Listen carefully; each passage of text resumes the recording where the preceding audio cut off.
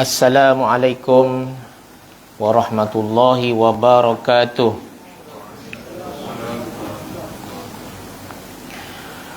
Syukur pada Allah Ta'ala, kita semua dapat hadir ke surau untuk mencari redha Allah Subhanahu wa Ta'ala. Solat berjemaah di Malaysia ni, tuan-tuan dapat pahala 27. Tetapi kalau tuan-tuan sembahyang di Masjidil Haram, tuan-tuan akan dapat orang sebut fast track pahala lah, 100,000. 100,000 tu sekali sembahyang di Masjidil Haram. Kalau di Masjid Nabi 1,000 kali sembahyang tempat lain. Tuan-tuan nak dapat 100,000 sembahyang tu makan masa berpuluh tahun jugalah. Nak dapatkan sembahyang 100,000 sembahyang di tempat lain, itu baru satu sembahyang. Itu sebab orang berlumba-lumba mengumpul harta nak pergi sana, sebab nak mencari redha Allah Ta'ala di Masjidil Haram. Jadi kalau tuan-tuan ada peluang dan ruang lah, ada sedikit harta, wang, duit semua kan, tuan-tuan pergilah bersama isteri ke, bawa anak kalau lebih lah duit kan, bawa anak kan duit lebih pula kan, bawa isteri mungkin 14,000 saja. Dapat kita duduk dalam Masjidil Haram tu, kalau package umrah 12 hari, kemungkinan 6 hari di Masjidil Haram. Tuan-tuan masuk sembahyang subuh sampai isyak, tuan-tuan kira 500,000 satu hari, berbanding sembahyang tempat lain. Tu orang kata fast track pahala, orang kata fast track cepat. Begitu. Jadi sembahyang di tempat ni macam biasa, 27 pahala. Sembahyang seorang dapat 1 pahala. Macam tu lah. Tetap sah juga. Macam tu. Baik. Salawat dan salam ke atas Rasulullah sallallahu alaihi wasallam. Sama juga saya sebut hari tu pun juga, tuan-tuan, kawan saya baru balik daripada umrah 14 hari, orang sponsor dia kata. Dapat tengok Kaabah daripada hotel, orang sponsor. Kalau tak sponsor tak dapat macam tu. Orang sponsor pergi, dia kata. Masuk mesej, tolong bagi salam kepada Rasulullah. Masuk Masjid Nabi tak ada orang, kosong, tuan-tuan sekalian. Dia pergi kan, tak ramai. Sampai dekat depan makam Nabi tu, duduk lama kat situ, bukan raudah, dekat depan makam Nabi tu, selagi jaga tu tak halau, dia duduk situ berdiri bagi salam. Nama-nama yang minta bagi salam, nama-nama yang minta tolong bagi salam kat Rasulullah, banyak nama tu. Dah bila jaga tu halau, baru saya pergi. Macam tu. Pergilah sekarang, orang tak ada, dia kata. Masya Allah. Dia kata gitulah kan. Jadi tuan-tuan, kita tak dapat nak bagi salam ke Nabi. Siapa yang pergi umrah ni, tuan-tuan sekalian, pesan kat dia, kirim salam pada Rasulullah ya. Jangan kirim salam saja, kita selawat samalah. Macam tu. Jangan kita suruh kirim salam, kita tak selawat. Macam tu. Beruntunglah mereka yang dapat menziarahi dua masjid yang besar ni, Masjidil Haram, Masjidil Nabi sallallahu alaihi wasallam. Kumpullah duit je, potonglah 100 sebulan. 5 tahun dapatlah. Itu pun tak capai juga kan, 100 sebulan.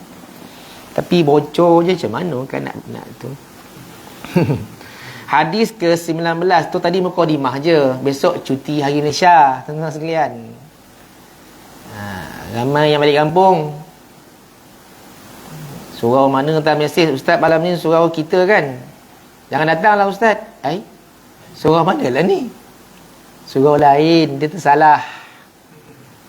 Ustaz malam ni tak datanglah, orang tak ada. Saya kata surau awak, surau tuan minggu depan. Okey. Lega rasa dia. Kenapa pula? Orang tak ada ustaz. Faham, besok cuti 3 hari. Orang balik kampung, orang balik Langkawi, balik Sarawak. Fahamlah. Saya sampai-sampai dah habis semayang ke surau ni. Biasa lambatnya semayang. Dah habis. Kejut saya. Biasanya lambat memulakan semayang. Adalah 2-3 soft. Alhamdulillah terbayang tadi surau ni ada ke tak ada ni. Tinggallah kak 2 orang, 3. Jadilah.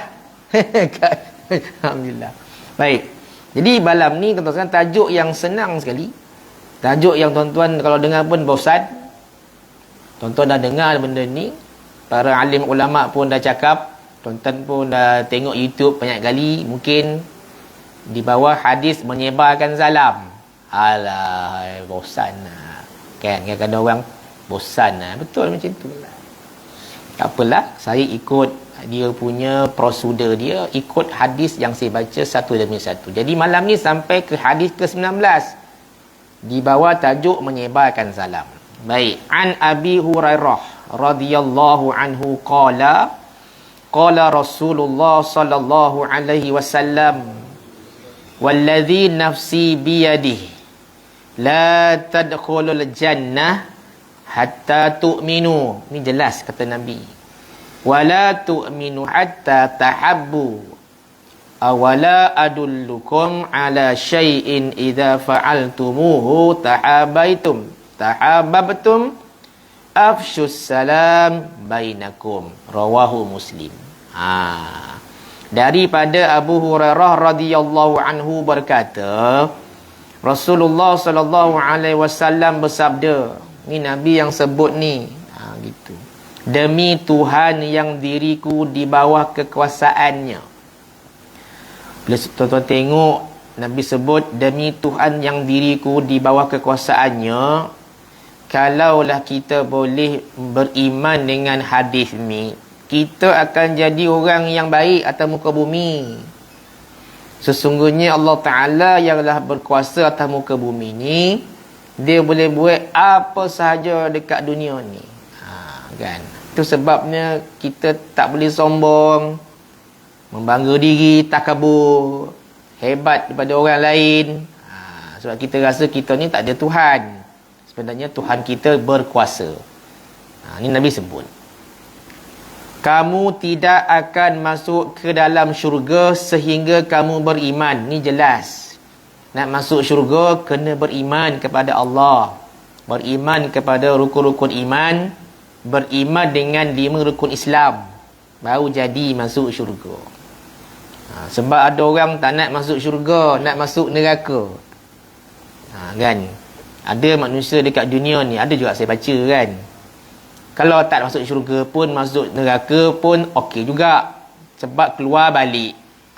Macam bapak dia punya neraka tu. Bagi saya lah, bukan bapak kita punya. Allah Ta'ala yang punya. Itu sebab Nabi bagi tahu, tuan-tuan sekalian, dalam hadis yang lain. Ketika Nabi bagi ceramah dengan sahabat, ni lain kisah sebelum kita meneruskan apa tu sebar salam ni. Sebab ada orang dia syurga ni dia buat tak tahu je. Neraka pun neraka lah. Macam budak saya kat sekolah lah. Ustaz kalau masuk neraka, keluar balik kan syurga. Amboi budak saya. Kamu nak masuk syurga, nak masuk neraka? Taklah. Maknanya kalau kita masuk neraka, keluar balik kan. Memanglah keluar balik. Tapi lama saya kata. Lama mana Ustaz? 1 hari ke? 1 hari 1000 tahun. Lamanya Ustaz. Tak jadilah masuk neraka. Baru tahu. Budak ni kena macam tu. Sebab dia banyak bertiktok. Buat macam mana? Bertiktok. Dia berjoget. Dia kerja dia. Macam mana nak buat kan? Konten tu bila tak okey sikit, like banyak. Konten agama je, like sikit. Dia kena konten merapu, bos sedap tengok. Kan? Minta maaf lah ya. Bukan nak kita nak bantai TikTok ni. Ada yang bagus. Nabi bagi ceramah tuan-tuan sekalian. Dengar bunyi dentuman yang kuat. Jadi Nabi tanya, kau dengar tak bunyi tu? Bunyi apa ni kan? Ya Rasulullah, Allah Ta'ala yang tahu, kamu yang tahu ya Rasulullah. Itu satu batu ya Allah Ta'ala lemparkan daripada dasar neraka ke dalam lubang neraka tu. Baru sampai selepas 70 tahun dilempar. Masya Allah. Gerun sahabat tu. Ada yang nangis, ada yang gerut. Ya Allah. Tuan-tuan bayangkan. Di atas dasar neraka tu Allah Ta'ala campak batu. Nak sebut kedalaman neraka tu. Ni Nabi sebut. Dia jatuh tu. Selepas 70 tahun baru sampai ke dasar. Dan Nabi dengar jatuh tu. Selepas 70 tahun. Tuan-tuan bayang. Kok jatuh manusia dalam tu lubang ketika kita bukan manusia berada di sirat jatuh, tuan-tuan dalam dia tak boleh bayang. Oh, takut kita, tuan-tuan. Tiba-tiba ada orang kata masuk neraka tak kisahlah, nanti keluar balik. Ya Allah, tuan-tuan sekalian, janganlah. Sodih Bona cakap macam tu. Jangan, saya kata. Okey. Jadi nak masuk syurga ni kamu kena beriman dulu baru masuk syurga. Tu sebabnya kalau orang yang tak beriman dia murtad, nerakalah tempat dia. Syirik, nerakalah tempat dia. Dosa terlampau banyak tak taubat, neraka juga. Dan kamu tidak akan beriman sehingga kamu saling cinta mencintai. Ini jelas. Nak tengok kau beriman, kau saling tak cinta mencintai antara orang Islam. Tu sebab ni cerita benar. Ada rakaman tu, bantailah, tak apa. Saya balik kampung semayang subuh Jumaat, tuan-tuan sekalian, di satu masjid yang saya rahsiakan. Kan, semayang Jumaat tu, pagi tu ada sujud sejadah. Bagus, tuan-tuan sekalian. Adalah 10 orang kampung, tuan-tuan, sejadah. Saya pun masuk. Imam tua, 83 tahun jadi imam. Bagus, baca sampai habis sajadah. Rakaat kedua, Al-Insan, sampai habis. Baca sampai habis, baguslah. Habis semayang doa, habis doa wirid, lepas wirid doa, lepas tu bagi salam. Saya pun keluar awal sikit. Tiba-tiba ada 2 orang pakcik bertumbuk dalam masjid, tuan-tuan sekalian. Dengan suara nak macam kiamat dalam masjid. Saya patah balik, apa hal ni? Saya kata, bergaduh, tuan-tuan sekalian. Seorang lompang, seorang tumbuk, mengelak lah pula. Bergaduh dalam masjid, tuan-tuan sekalian.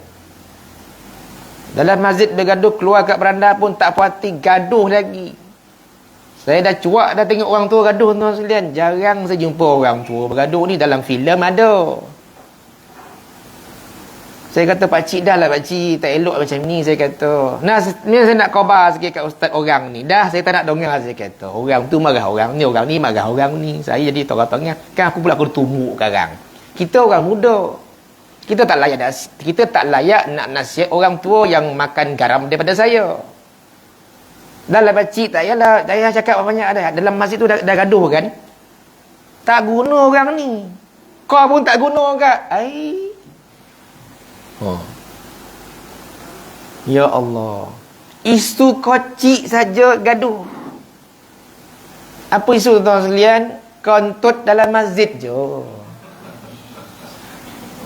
Tu yang saya ralat Bona tu. Saya bila pagi tu saya jumpa pakcik tu balik. Saya kentut ustaz dekat belakang masjid tu. Bukan saya kentut depan muka dia. Pula marah saya pula. Saya kata, ya Allah. Dah lah pakcik, jangan datanglah masjid tu. Dah saya tak datang lah beberapa hari kan bertumbuk balik. Saya kata, orang tak suka.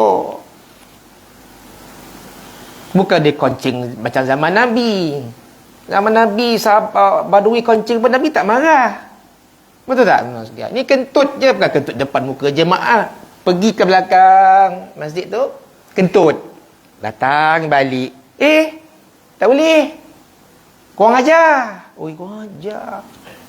Allah. Macam mana nak saling cinta mencintai, nak beriman ni cinta mencintai antara orang Muslim. Kan saya kata tadi tuan-tuan sekalian, lepas imam tu habis semayang, wirid panjang, bagus. Doa pula kita dengar, bagus. Lepas tu salallah, bagus. Bertumbuk pula. Astaghfirullahalazim. Jangan berlaku dekat surau ni. Dalam mesyuarat ketuk meja, saya tak setuju. Tak setuju. Sebagaimana saya semayang di satu masjid yang saya rahsiakan juga, datang lewat sebab saya musafir, AJK tu marah kat saya. Nak ditutupnya lampu. La ilaha illallah. Nak dikuncinya pintu pagar. Saya kata, nak yang aku tumbuk pakcik ni, kata. Lepas tu orang kata, sabarlah bang, sabarlah ni. Sebaik ada awak. Yolah tengah semayang dia duduk depan kita semayang sini. Pahal lah pakcik ni, dia AJK. Nak tutup pintu. Kita datang lewat sebab musafir. Pesalah kita semayang kat beranda. Bukan semayang dalam dewan semayang, beranda. Ui, marah dia. Saya datang balik, tuan-tuan sekalian, cari balik mana pakcik itu. Mana pakcik yang marah saya ni? Tak jumpa, dah meninggal. Cari balik, tak jumpa lah. Sebab saya tak marah dia lah. Mungkin dia ada hal, mungkin dia hari tu tak ngam pun perasaan dia. Tapi saya terkejut lah sebab marah kita nak sembahyang isyak sebab kita lambat.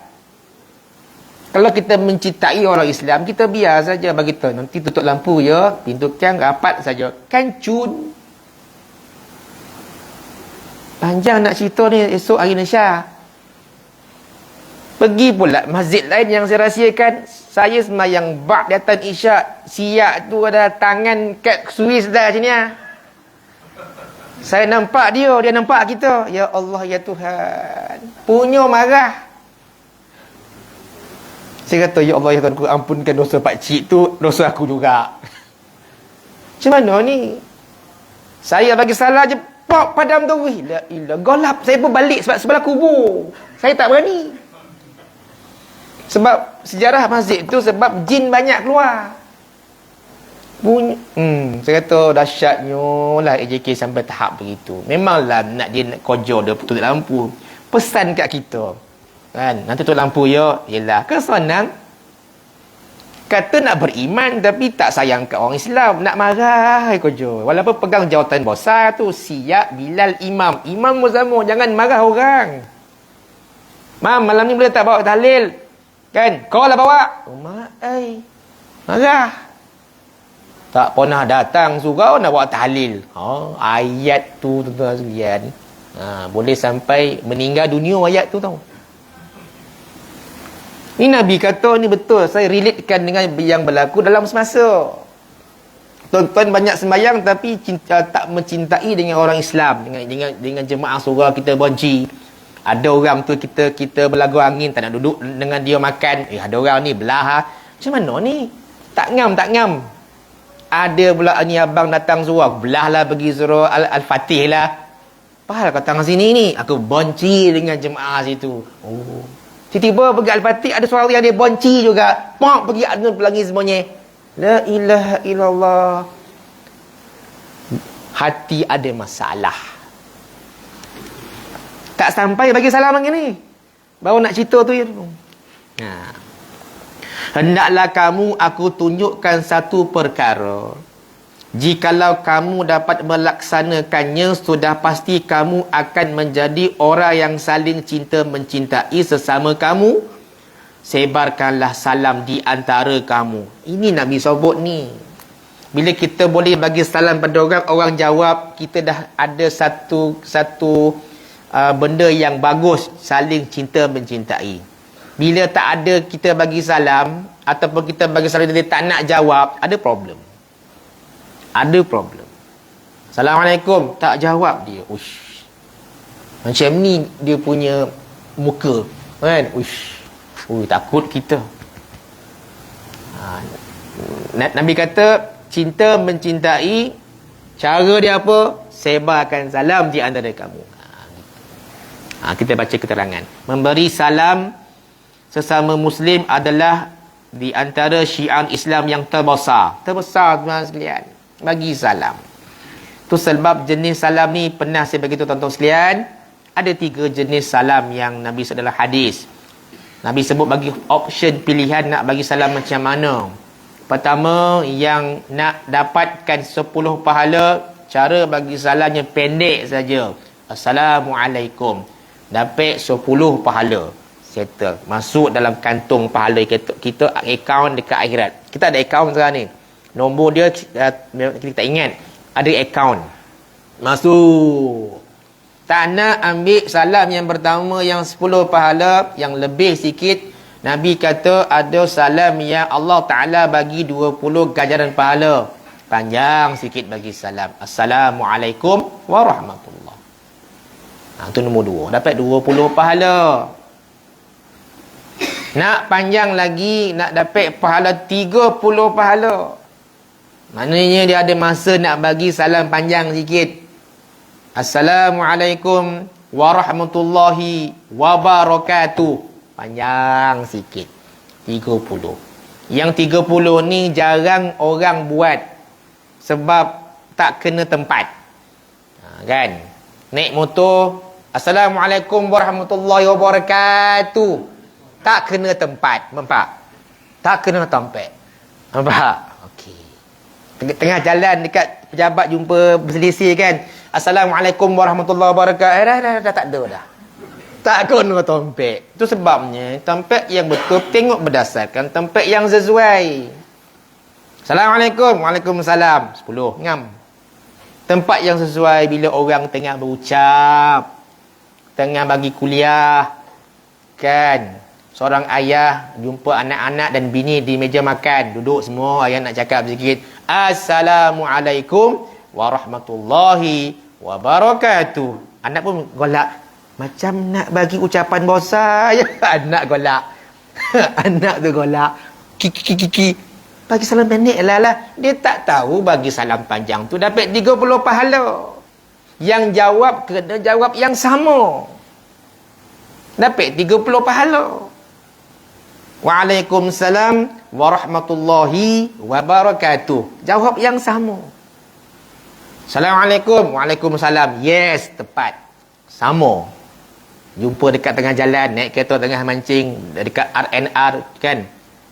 Naik kereta buka apa tu power window. Assalamualaikum. Waalaikumsalam. 10. Pilihlah tuan-tuan sekalian. Mana yang tuan-tuan nak dapat pahala? 3 boleh. Tapi tengok keadaan di mana tempat nak beri salam macam mana. Macam itulah. Baik. Salam bererti kita menjadikan orang lain sejahtera daripada sebarang gangguan. Bahkan salam juga bererti kita mempertahankan sahabat kita apabila ia diganggu oleh orang lain. Pertama, sejahtera daripada gangguan. Kita doakan dia, salam sejahtera ke atas kamu. Doa kat dia. Macam di sekolah saya, budak selalu jumpa saya, dia mesti bagi salam. Saya jawab. Kalau dia tak bagi salam, saya bagi salam kat dia. Terkejut budak. Apalah ustaz bagi salam ni? Kau tak bagi salam kat aku bagi salam lah. Oh, Assalamualaikum ustaz. Baru bagi salam. Kita ajar budak kat sekolah bagi salam sesama kawan dan cikgu. Bukan salam cikgu saja. Kita ajar budak. Jadi harmoni dah sekolah tu. Banyak budak bagi salam. Jumpa je. Assalamualaikum cikgu. Assalamualaikum ustaz. Okey lagi. Waalaikumsalam. Bagus kamu. Kita cakap balik. Cakap kat dia bagus. Budak kalau bagi salam kat saya, saya akan jawab waalaikumsalam. Bagus awak. Saya akan cakap macam tu. Jadi kita doakan dia. Dah lah bagus. Ke atas kamu sejahtera. Cikgu pun sama. Assalamualaikum ustaz. Waalaikumsalam. Good. Cakap dengan cikgu juga. Good. Bagus. Sebab kita nak orang budayakan bagi salam ni susah. Kita hargai je bila orang bagi salam. Sebab dia doakan kita. Bayangkan masuk kelas. Assalamualaikum warahmatullahi wabarakatuh. Budak bangun. Waalaikumsalam ustaz. Ya muallim. Duduk. 40 orang tu mendoakan kesejahteraan kita. Oh gitu tuan sekalian. Kita hargailah bagus. Semua bagus-bagus. Oh betul kan? Ni dia. Muka macam singa datang sekolah. Marah. Assalamualaikum. Salam. Marah. Ya Allah. Hei, saya tak sukalah pergi sekolah kalau orang muka masam ni. Bagi saya jawab lah. Assalamualaikum. Assalamualaikum. Tak jawab. Ui. Bergaduh dengan bini ke? Taklah. Banyak masalah lah. Masai. Manusia ni banyak masalah. Baik. Dan mempertahankan sahabat kita dari apabila diganggu oleh orang lain. Jadi maknanya Tuhan bantulah sejahtera tu daripada diganggu oleh orang lain. Itu je. Baik. Salam mengeratkan hubungan antara kita dengan orang yang sudah kita kenali. Yang pertama, yang kenal settle. dan menjalin hubungan pertama antara kita dengan orang yang belum kita kenali. Ni payah. Kan? Kita akan bagi salam yang kenal je. Yang kenal pun kita tak bagi salam. Tak nak bagi salam. Itu yang kita rasa terkilan. Dengan orang yang tak kenal tak apa. Kita pun tak kenal bagi salam kan. Itu pun tengok orang juga nak bagi salam. Siapa? Tengok berjanggut sikit. Assalamualaikum. Sebab janggut. Ni baik ni. Waalaikumsalam. Okay lah. Tudung labuh sikit. Assalamualaikum kak. Waalaikumsalam. Terkejut siapa ni? Saya tak kenal kak pun. Saya saja bagi salam. Oh, terima kasih lah. Waalaikumsalam. Bawa jawab.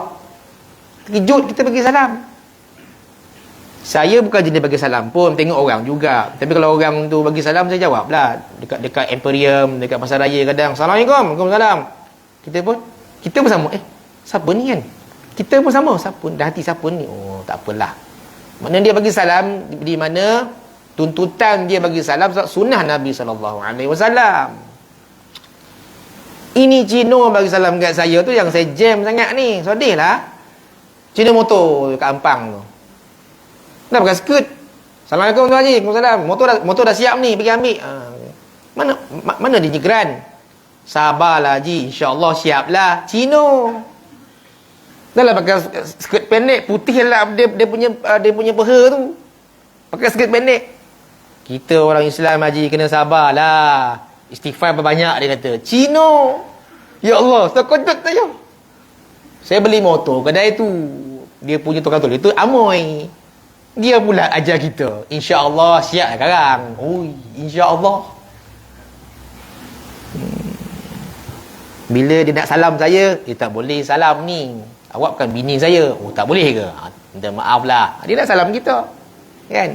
Tak payahlah. Kalau iman tak ada, salam je. Kan? Ni ada peluang ni kan. Bini tak nampak. Tapi, tak payahlah. Tak payahlah. Gitu. Salam pembuka alam perkenalan, persahabatan. Tak kira siapa lah kan. Pertolongan dan kerjasama. Salam tu maknanya kata ulama ni, kita memulakan perkenalan. Kita kenal kan. Assalamualaikum, waalaikumsalam. Oh, kenal. Pergi khusus kan. Assalamualaikum, waalaikumsalam. Kenal dia. Oleh kerana itu, Islam menggalakkan kita memberi salam kepada orang yang kita kenali dan kepada orang yang kita tidak kenali. Seperti apa yang disebutkan dalam hadis lain. Ada. Nabi kata, hendaklah beri salam kepada orang yang kita kenali dan kita tidak kenal. Dan ada 3 salam yang tuan-tuan kena ambil kira juga. Yang pernah saya sebut, salam yang perlu kita jawab. Assalamualaikum, waalaikumsalam, jawab. Salam yang tak perlu kita jawab ketika bagi salam dalam semayang selepas tahiyat akhir. Jangan jawab.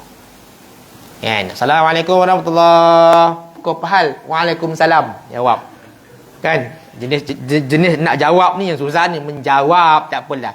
Itu jangan jawab. Malaikat jawab. Sebab salam pertama tu, tuan-tuan sekalian, memutuskan semayang. Habis. Mana salam ni memutuskan semayang. Lepas tu, bagi salam kedua tu sebenarnya sunat je. Pertama ni rukun. Assalamualaikum warahmatullahi. Memutuskan semayang. Dan kita juga mendoakan orang sebelah. Malaikat pun jawab waalaikumsalam, tak dengar. Baik. Maknanya salam lepas sembahyang tidak perlu dijawab kerana malaikat dah jawab. Dan juga kita mendoakan orang sebelah ni, dan kita bagi salam sebelah, kita mendoakan sebelah ni. Penting salam ni juga. Kan? Ustaz kena macam ni ke? Kena macam ni bagi salam. Tak payah dah. Tak payah salam, tak payah. Assalamualaikum warahmatullahi. Assalamualaikum warahmatullahi. Tak payah. Dulu masa saya kecil, ramai orang macam tu kan. Assalamualaikum. Tak payah tunduk, tak payah. Tahu ke? Assalamualaikum warahmatullahi. Assalamualaikum warahmatullahi. Tahu ke? Yang ketiga, salam yang kita tak nak orang tu jawab bila kita pergi tanah kubur. Macam itulah. Kan? Kita tak nak dia jawab. Bagi masuk, jawab, jangan dia jawab. Bila masuk kubur, kita disunatkan memberi salam kepada ahli kubur. So, Assalamualaikum ya ahli diyar. Ahli diyar ni ahli daerah lain. Di alam lain. Kalau tak nak sebut ahli diyar, ahli kubur. Terkejut kubur tu. Siapa ni? Kita minta dia jawab. Jawablah. Waalaikumsalam. Kita mati terus. Jangan minta dia jawab. Dia dengar kita datang. Dia dengar kita balik tapak kaki tu. Sama juga tuan-tuan naik kereta. Lalu sebelah kubur naik kereta. Tuan-tuan sunat juga bagi salam kepada kubur sebelah walaupun jauh. Tuan-tuan sekalian. Lalu kereta kat Beranang tu, belah kanan ada kubur, depan pusat kesihatan Beranang tu. Lalu assalamualaikum ya ahli kubur. Tetap juga dia akan dengar. So Allah tak sampaikan kat dia. Lalu kubur. Jangan tak bagi salam. Dekat Taman Pelangi Semenyih 2 tu dahsyat mereka. Hari-hari lalu kubur. Pelangi 2 tu lalu je kubur, balik je kubur, depan rumah pula kubur. Masya-Allah. Hari-hari saya kata bagilah salam kepada mereka, kerana salam kita tu sampai kepada mereka, memberi kesejahteraan kepada mereka. Okey. Saya ada kisah tuan sekalian nak sebut pada pasal kubur tuan sekalian. Apa tu, minggu lepas saya tengok dalam forum Ustaz Nur Hisham Tuan Padang, dia ada forum dengan dalam Google Meet. Kita pasal tanah kubur lah kan. Saya sukalah dengar dia cerita tu tuan sekalian. Saya nak cerita pada tuan-tuan. Ada peluang ni kan, nak jumpa balik sebulan sekali. Dia Ustaz tu dia kebumikan budak Mahat Tafiz meninggal. Siang kuburkan, malam mimpi. Ustaz ni mimpi, budak tu kata tolong alih kedudukan dia dalam kubur. So alih. Hari pertama hal lah ni aku mimpi pula. Hari kedua pun sama, mimpi yang sama. Budak ni, tolong alihkan kedudukan saya, kata budak ni. Hari ketiga pun sama. Maka dia telefon ustaz yang mengajar budak ni, Mak Tafiz. Ustaz, saya mimpi 3 hari budak ni lah ustaz. Budak ni suruh alih kedudukan dalam kubur tu. Saya pun sama lah, mimpi yang sama lah ustaz kata. Sama ke? Sama. Tapi itulah, ini mainan tidur ke? Susah nak agak kan? Lepas tu, tuan-tuan sekalian, pergi jumpa bapak dia. Sebab apa? Ialah mimpi yang sama. Jumpa bapak dia. Saya pun mimpi yang sama. 7 hari saya mimpi anak saya. Selepas 7 hari tu mimpi yang sama. Apa yang dia kata? Suruh ubah kedudukan dalam kubur. Lah tanam tu suruh ubah. Gitu. Maknanya tuan-tuan sekalian, kubur ni tempat yang kita tak jangka. Kemudian pergi jumpa kali kubur pula tak bongkar balik. Tak boleh. Salah segi undang-undang. Tu macam mana? Report polis, masuk mahkamah, baru dapat permit untuk bongkar balik selepas 3 minggu. 3 minggu bukan senang nak bongkar balik. Lepas tu bongkar balik tuan sekalian. Rupa-rupanya bila bongkar tuan sekalian, jenazah tu dia terbaringkan, bukan disengit ke hadap kiblat. Itu je. Kebiasaannya hak jenazah ni, kita hadapkan mukanya hadap kiblat. Jadi kata ustaz kepala kubur ni, yang lain macam mana kubur yang lain tu? Macam ni tanam. Lah, sama. Terlentang macam tu. Jadi oleh kerana dah ditanam macam tu, maka tanah perkuburan itu tidak diviralkan. Sebab nanti waris mungkin akan suruh korek balik. Sebab dia tanam tak ikut spek yang betul. Dia mesti muka tu ada kiblat. Patutlah budak ni suruh ubah kedudukan dalam mimpi. Tuan-tuan sekalian, nak ceritanya, budak ni 3 minggu tu memanglah tak hancur, tak busuk, tak apa, muka bersih.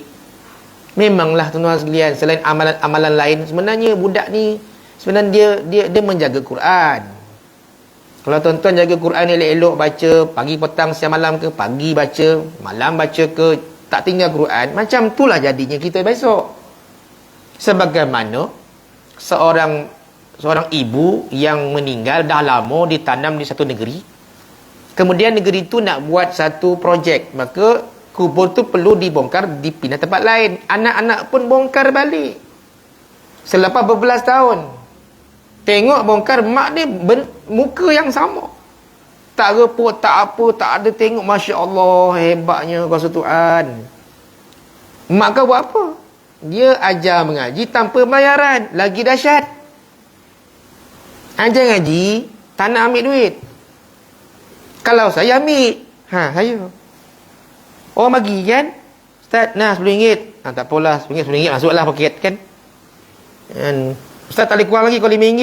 Kurang lagi. RM5 nak. Itu ada orang datang kan, kawan saya.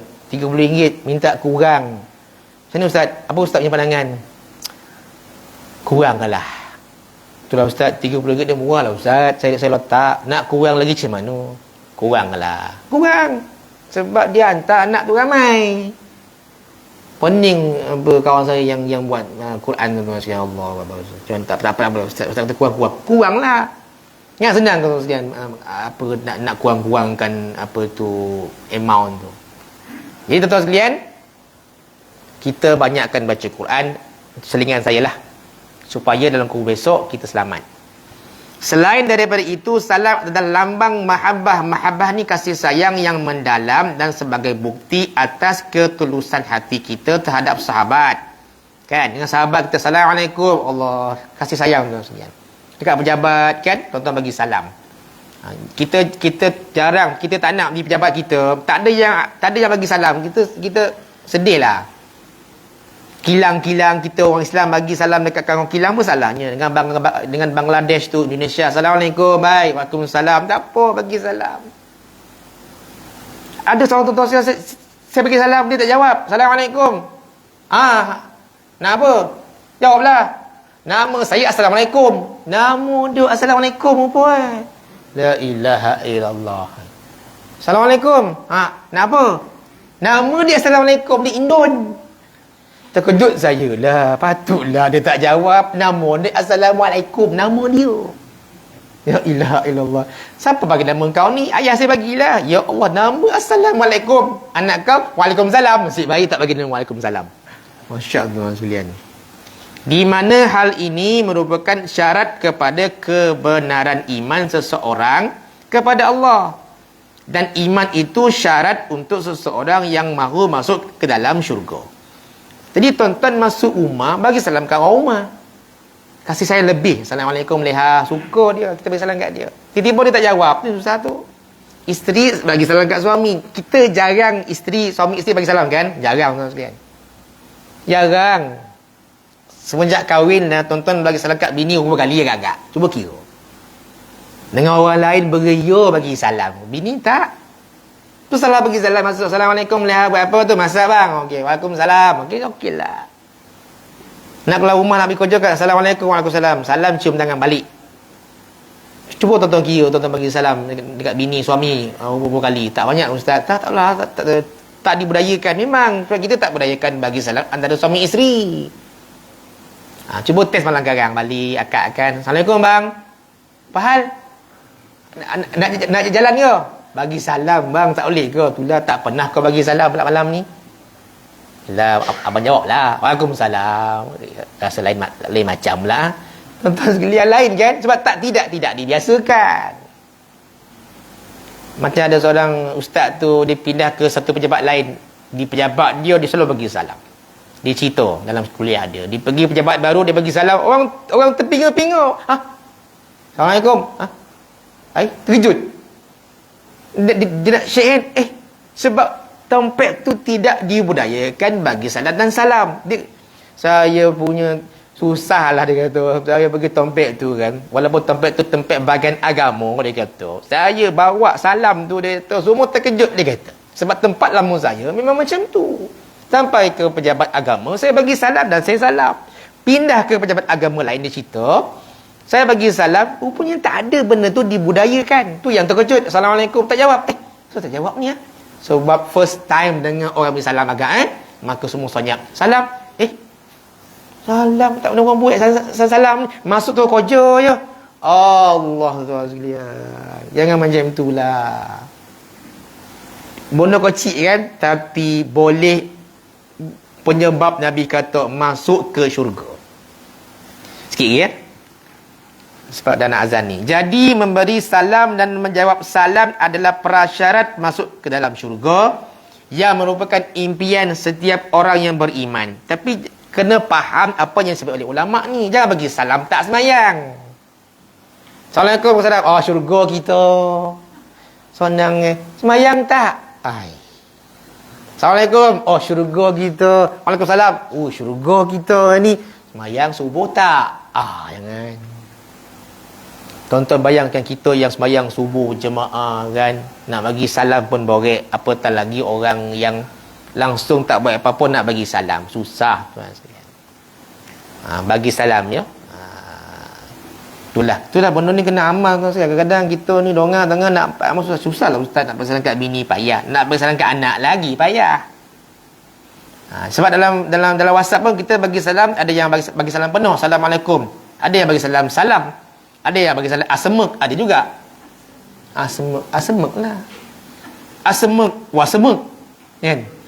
Asemek. Oh, Assalamualaikum. First dapat asemek. Oh, Assalamualaikum. Jawab balik. Wasemek. Waalaikumsalam. La ilaha illallah. Kita salam. Dia pun jawab salam. Jawablah salam. Samalah dia. Jawab Waalaikumsalam. Kita kata salam. Dia pun salam. Patutnya dia jawab wassalam. Last sekali innalillah. Tahulah. Saya bila dalam WhatsApp ada kawan saya kebanyakannya bagi salam penuh. Alhamdulillah. Assalamualaikum ustaz. Okey, settle. Bagi penuh. Kalau budak-budak sekarang semua pendek. Asmak, wasmak. Okey. Slam. Oh, slam. SLM. Pada boleh type SALAM. Salam. Slam. Kan? Wassalam. Saya kata. Kan? Oleh kerana itulah amalkanlah salam, dan hendaklah kita belajar adab-adab atau tata cara memberi salam dari kitab-kitab yang muktabar. Ni panjang cerita pula. Adab bagi salam, jangan menjerit-jerit. Assalamualaikum. Jangan macam tu. Assalamualaikum. Tengok muka dia. Oh, betul. Assalamualaikum, tak tengok. Assalamualaikum, tak tengok muka. Tak kono ni kan. Assalamualaikum. Muka face to face. Turun rahmat daripada Allah Subhanahu Wa Taala. Macam tu. Supaya sunnah yang besar ini. Sunnah besar ni tuan-tuan sekalian. Nabi, dia zaman sahabat, dia orang yang pertama memberi salam berbanding sahabat. Tak pernah sahabat memberi salam kepada Nabi. Tak sempat. Nampak? Ni sunnah besar. Okay, dapat diamalkan sesuai dengan bentuk yang dikehendaki oleh syariat Islam. Sahabat keluar dari rumah, jom kita pergi menyuruk belakang pohon tamar. Tuan-tuan tak dapat juga bagi salam kat Nabi. Nabi dah bagi salam dia jauh nampak. Assalamualaikum. Tak sampai hari dia besok pula. Besok pun tak sempat juga. Itulah Nabi buat ni sunnah yang besar. Mudah-mudahan lepas ni tuan-tuan sekalian keluar dari surau ni, amalkanlah sunnah ni tuan-tuan. Assalamualaikum. Waalaikumsalam. Amalkanlah tuan-tuan sekalian. InsyaAllah ya. Mudah-mudahan ilmu yang sedikit ni bermanfaat untuk saya dan tuan-tuan. Wallahu a'lam. Assalamualaikum warahmatullahi wabarakatuh. Selamat Hari Malaysia. Macam tu. Macam ucapan PM lah pula.